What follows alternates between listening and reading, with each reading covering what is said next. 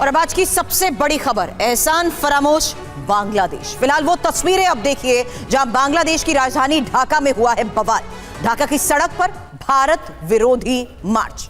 कट्टरपंथी समूह जुलाई ओहिकिया का प्रदर्शन, मार्च कर रहे लोगों को पुलिस ने रोका, भारतीय उच्चायोग तक जाने से रोका गया। फिलहाल ये पहली तस्वीर आपको उस बवाल की दिखा रहे हैं जहां साफ है कि किस तरीके से भारत के खिलाफ ढाका की सड़क पर ये विरोध मार्च।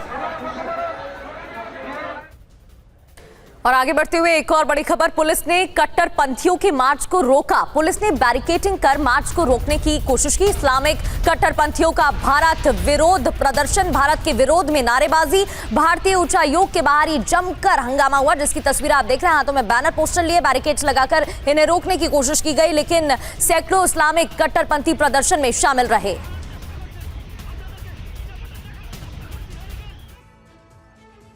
तस्वीरें कुछ और भी हैं, दिखाएं उससे पहले समझिए यूनुस मुनीर की साजिश, ढाका से भारत विरोधी तकरीर। खबर क्या है? ढाका में भारतीय उच्चायोग पर प्रदर्शन। किसका प्रदर्शन है? कट्टरपंथी जुलाई ओहिकिया संगठन का यह प्रदर्शन है। हालांकि हुआ क्या, प्रगति ये बताएं। हुआ यह कि सैकड़ों कट्टरपंथियों का पैदल मार्च देखने को मिला। भारतीय उच्चायोग घेरने की कोशिश इन लोगों ने की। पुलिस ने कट्टरपंथी मार्च को रोका भी, लेकिन ये नहीं माने। कट्टरपंथी भड़क गए और पुलिस से झड़प तक हो गई। मार्च में भारत विरोधी नारे भी लगाए गए। हालांकि इनकी मांग क्या है? शेख हसीना को बांग्लादेश को सौंपे भारत, ये इनकी मांग है। और राजधानी ढाका की सड़कों पर जोरदार हंगामा देखने को मिला। कई तस्वीरें हम आपको दिखा रहे हैं। कट्टरपंथियों ने पुलिस बैरिकेडिंग को तोड़कर आगे बढ़ने की कोशिश की। भारतीय दूतावास की सुरक्षा बढ़ा दी गई। इस पर कड़ी नाराजगी जताई गई है। बड़ी संख्या में पुलिसकर्मी तैनात किए गए हैं। ये देखिए तस्वीरें, कैसे बेकाबू कट्टरपंथियों की भीड़ आगे बढ़ती चली गई। बैरिकेड्स लगाकर इन्हें रोकने का प्रयास किया गया था, लेकिन ये नहीं माने और भारतीय दूतावास की सुरक्षा बढ़ाई गई है। अब मोहम्मद यूनुस के बांग्लादेश में भारत विरोधी तत्व खुलेआम सक्रिय हो गए हैं। यही आज की बड़ी खबर है और तस्वीरें भी एक साथ आपके सामने हैं, जहां ढाका में बुधवार को इस्लामिक कट्टरपंथियों ने भारतीय उच्चायोग को निशाना बनाने की कोशिश की।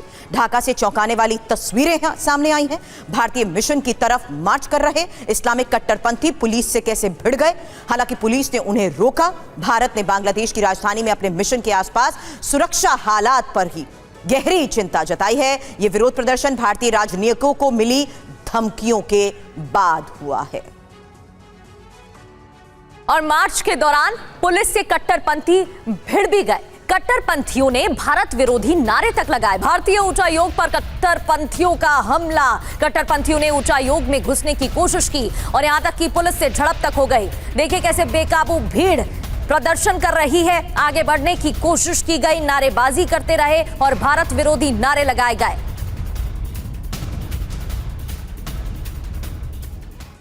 यूनुस का भारत विरोधी एजेंडा बेनकाब। अब एक और सबसे बड़ी खबर है, क्योंकि मुनीर की शय पर कट्टरपंथियों को खुली छूट। वहीं पैदल मार्च में भड़काऊ नारेबाजी और बांग्लादेशी अल्पसंख्यकों के खिलाफ नारे।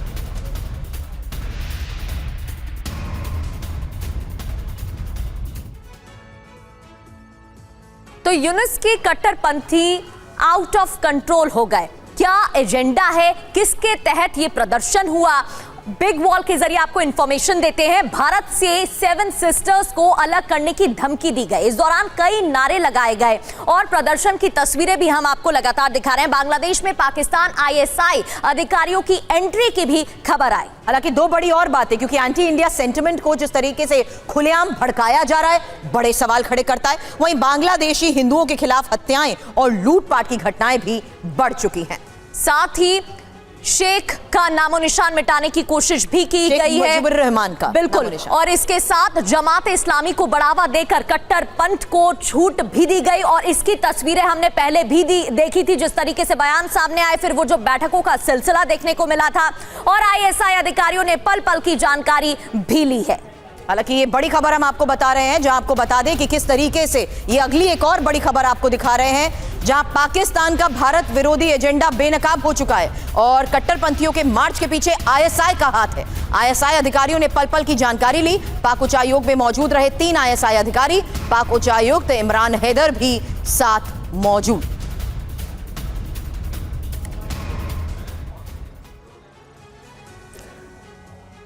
आखिर इसके पीछे वजह क्या है? पाकिस्तानी आतंक ढाका रूट से एंट्री, क्या है इसका कारण? बांग्लादेश में पाक सेना और आईएसआई तेजी से विस्तार कर रही हैं। बैठक भी जारी है। पाकिस्तानी कट्टरपंथी भारत विरोधी साजिश रचने में जुटे हुए हैं।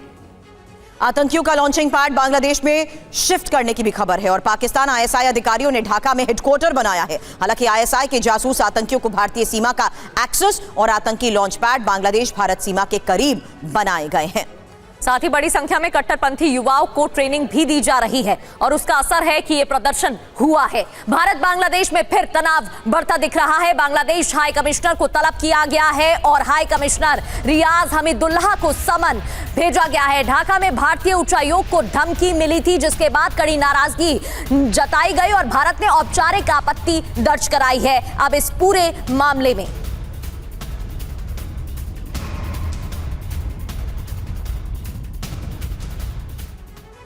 अब सबसे बड़ा सवाल है मुनीर की प्लानिंग को लेकर। मुनीर की प्लानिंग, क्या यूनुस से सीक्रेट डील? मेरे सहयोगी मनीष झा स्टूडियो में हमें ज्वाइन कर चुके हैं, उनसे करें सवाल। उससे पहले प्लान नंबर 1 और प्लान नंबर 2, ये इंपॉर्टेंट इंफॉर्मेशन है क्योंकि बांग्लादेश में पाक समर्थक कट्टरपंथी चुनाव बाधित करेंगे, यूनुस के लिए बांग्लादेश की सत्ता की राह आसान करेंगे। प्लान नंबर 2, प्रगति।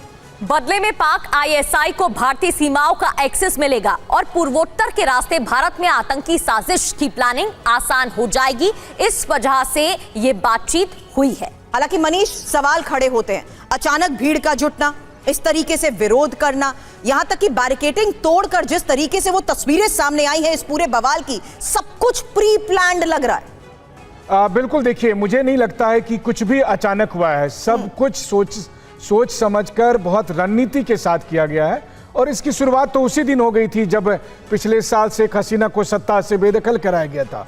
दरअसल सत्ता परिवर्तन ही इसी मकसद से कराया गया था कि भारत को बांग्लादेश से बाहर निकालना है और इसलिए हमें भी समझना पड़ेगा कि बांग्लादेश अब हमारा मित्र राष्ट्र नहीं हुआ। रही बात पाकिस्तान के इन्वॉल्वमेंट को लेकर, तो आज पाकिस्तान बांग्लादेश में ये सब इसलिए कर पा रहा है क्योंकि वहाँ शेख हसीना नहीं है। आज पाकिस्तान वहाँ इसलिए ऐसा कर पा रहा है क्योंकि अमेरिकन डीप स्टेट ने वहाँ पर मोहम्मद यूनुस को सत्ता में बिठाया। और यही वजह है कि TV9 की तरफ से जब मुझे मौका मिला तो मैंने अमेरिकी राष्ट्रपति डोनाल्ड ट्रंप से ये सवाल किया था कि सत्ता में परिवर्तन के पीछे कैसे अमेरिकन डीप स्टेट का हाथ है। आज की तारीख में आप देखिए, उन सभी का एकमात्र मकसद है कि किस तरह इंडियन हाई कमीशन बंद हो जाए। ठीक वही सिचुएशन जैसे ईरान से अमेरिकी हाई कमीशन बंद हुए या कई दूसरे देशों से अमेरिकी हाई कमीशन बंद हुए थे।